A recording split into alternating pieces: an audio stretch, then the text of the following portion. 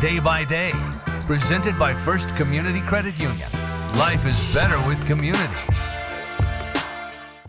Hey there. We're here to invite you to join First Community Credit Union. FCCU is the proud partner of the University of North Dakota Athletics. FCCU is here to coach you through every financial play. No turnovers.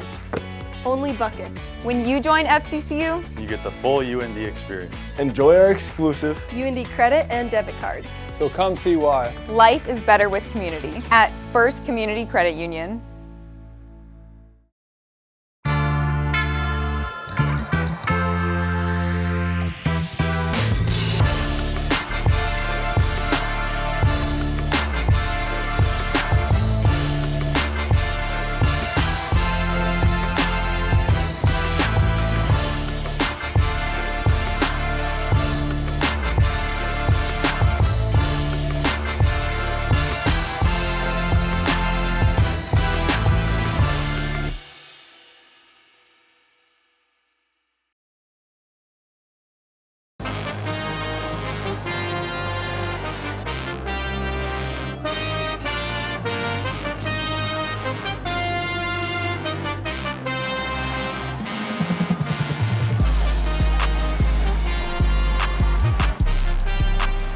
You could feel it when you're coming onto the field. Just the tension in the Alara Center is pretty cool.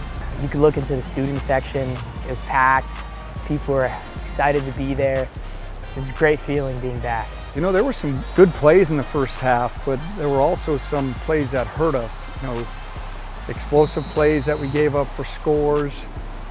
Didn't finish some drives, you know, but we had some momentum going into the half. We had a good fourth down stop, which helped us, and then to hold them to a field goal, I think that was really key late in the first half. And we just had to regroup and come out and really play physical with a lot of energy in the second half. You know, at halftime we were really calm. We collected our thoughts, came together. We really stuck to the game plan, honestly. It just kind of came down to executing and performing and keeping a positive attitude, even when times were tough and it didn't really look too well.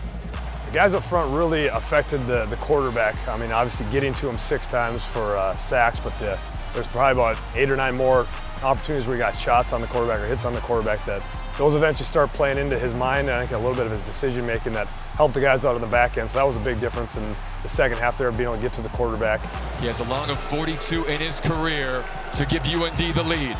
We have a lot of faith in him and got to give him those opportunities to help our football team. We were in there tight, you know, wanted to tie the game, and then obviously when it comes down to the game winner, that's the time to kick the field goal, and he really went out there with a lot of confidence and made it. 20 unanswered in the second half and come out with the victory. A special win for North Dakota today. The final score will be North Dakota 27, Montana 24. The Hawks knock off the Grizz in the 2024 home opener.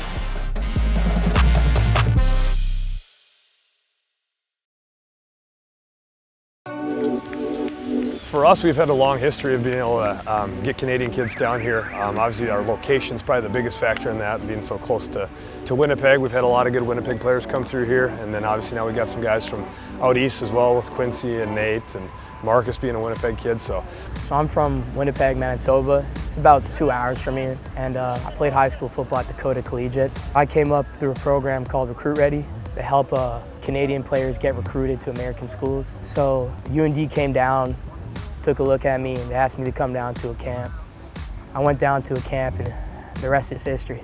Yeah, you know, I think we have created good contacts up there. We have guys that have played here in the past that are now living up in those areas. And, you know, now some of them played American rules football, which really helps in that area. But if they played Canadian rules football, there's a little bit of an adjustment with rules. And I played Canadian rules up till my 12th grade year, so we had 12 guys on the field, wide football field, goalposts in the end zone, all that stuff.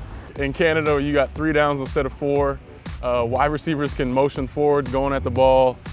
You can kick the ball through the back of the end zone for a point. So it was a little different. I mean, I played quarterback in high school, so I wasn't really too affected from those special teams rules or anything like that. I grew up playing Canadian football, and then I actually went to a Canadian high school that played regular Canadian football, 3 downs and all of that for 2 years, and then I transferred to Football North because I realized I wanted to play in the States. My journey from going to Football North with Nate, it was kind of weird playing Canadian rules for a lot of my life, and then transitioning to American rules and going to that prep school. We would travel every week, so it was basically like a college schedule, you know, like you're traveling, you're on the road, but basically every game was on the road. So we were playing down in Cleveland, St. Ignatius, pretty close game, came down to it. We had one play left, threw up a Hail Mary. Quincy threw it, honestly, put it in a great spot, just went up and made a play, got a big win, and it was considered a pretty big win for Canadian football, so proud to be a part of that, and it was pretty cool to do something like that. It was awesome having Nate and Quincy on the team. I felt like I had someone going through what I was going through, so I had someone to talk to, especially with the transition. I understand they played 2 years, but there's a learning curve for everybody at some point, so just talking to them again, that stuff worked out. It was really helpful at the start. Some of it is the game changes. Some of the guys play Canadian rules up in Canada, so hey, they can play 4 downs now, so it's not the game. The series isn't done when you get to 2nd down, so it's a little different in that sense. A lot of them do play American rules though, so there's some transition for those guys that's easier. In American football, they have some positions that don't really exist in Canada, like tight ends. So that transition was pretty interesting at the start.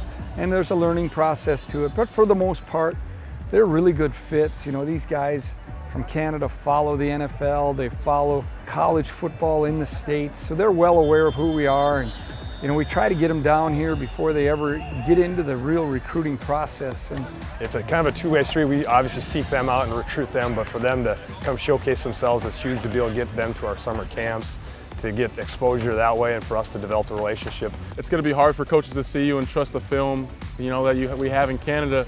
But the harder you work, the more you reach out, and you know, your work ethic goes a long way for coaches to see. You know, there's a lot of things that you really can't control, but you can control your effort and how hard you work and what you show on tape. So I'd say just stay focused on yourself and everything else will take care of itself.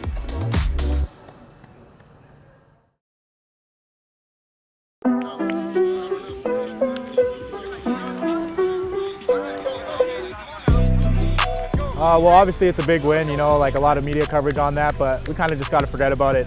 We don't want to get caught up in trying to think about the past. Day by day, you know, like we really emphasize that here and we really take that seriously. So I think it's just staying focused and being present. I think that's the biggest thing we need to do going into this week. It's definitely a challenge, you know, riding the emotions of that win on Saturday. But we just got to keep preparing the same way. You know, like it's the #1 team in the country every single week. This team coming in is really good. Watching them on film already. They got a lot of playmakers in different areas of the field, but just preparing the same way is really important to keep our focus, keep our trust and belief in all 3 phases to keep on going. yeah, I'm very impressed with their team. Coach Hawkins has done a really good job with that program since he's been there, and you know, they're highly skilled at receiver. I think they're dynamic. They have big, tall receivers that are tough matchups, and then they got some other guys that are going to make you miss in space. It's going to be a big passing game, so I think the DBs are going to step up and do a great job. Just keeping a level head, make sure that we play like how we did last week. You know, everybody's doing their jobs and assignments, 11 hats to the ball. I think their running game is really tough to defend because they're going to spread you out and get those guys in space. They use 3 different backs, and then they've switched it up at quarterback a bit here, so we'll have to get a feel for who they're running out there and the reasons they're running them out there, so we continue to learn more and more about them. But you know, and this is a team dynamic up front on defense. I think their defensive ends are really good pass rushers and big play people. The big thing here is the first part of the season that you want to show your biggest progress, you know, games 2, 3, and 4, and being able to play those at home obviously plays into that too. You want to try and play your best football continuously throughout the season and play your best football at the end of the year. So these are big stretches for us here where we got to really improve, make steps forward, make strides as a whole defense.